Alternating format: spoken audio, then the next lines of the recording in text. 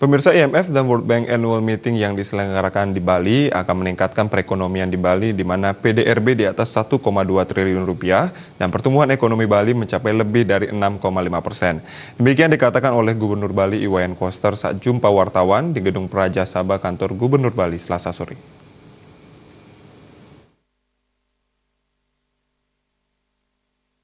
Cokorda Anom Pemayun yang mantan Sekda Provinsi Bali menambahkan, ajang ini akan menjadi stimulus bagi perekonomian Bali.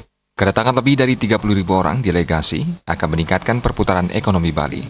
Pendapatan diantaranya bersumber dari sektor pariwisata, aktivitas ekonomi lokal, penciptaan lapangan kerja, hingga promosi investasi dan perdagangan. Selain itu, Bali mendapatkan keuntungan dengan pembangunan infrastruktur tanpa menggunakan APBD, tetapi bersumber dari APBN.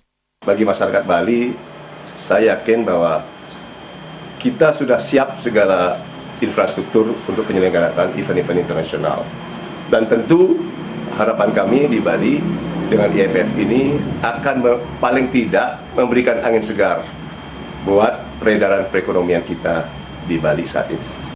Diharapkan masyarakat Bali untuk ikut menyukseskan gelaran IMF-WB Annual Meeting dengan memberikan rasa aman dan nyaman bagi para delegasi, karena akan berdampak baik bagi Bali dan nama baik Indonesia secara umum. Joko Andika, Bali TV.